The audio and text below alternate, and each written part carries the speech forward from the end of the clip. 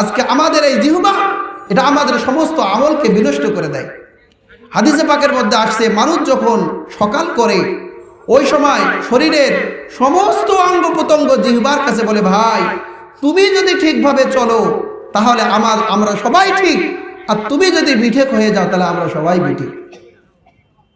নবী আলাইহিস সালাম আমাদের শরীরের দুটি অঙ্গের কথা বলেছেন, যে যারা এই দুটি অঙ্গের হেফাজতের সংরক্ষণের দায়িত্ব গ্রহণ করবে, আমি নবীজি তার জন্য জান্নাতের গ্যারান্টি দিচ্ছি। বলুন সুবহানাল্লাহ। জানার দরকার আছে না নাই?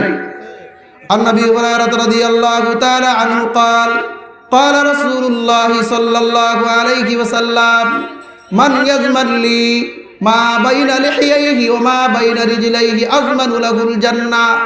যে উম্মত তার দুই চোয়ালের মধ্যখানের অঙ্গ, সেটা হলো কি জিহ্বা, দুই চোয়াল তার মধ্যখানের অঙ্গ হলো জিহ্বা, আর দুই রানের মধ্যখানের অঙ্গ অর্থাৎ লজ্জা স্থান, এই জিহ্বা এবং লজ্জা স্থান এই দুই অঙ্গের যারা দায়িত্ব গ্রহণ করবে তথা এগুলোকে আল্লাহর রাসূলের নির্দেশিত পথ অনুযায়ী তারা চলবে, চালাবে, নবীজি বলেন আযমানু লাহুল জান্নাহ, আমি ওই ব্যক্তির জন্য জান্নাতের গ্যারান্টি দিচ্ছি। বলুন সুবহানাল্লাহ। তাহলে জান্নাত পাওয়া কোনো কঠিন কাজ না, কি বলেন?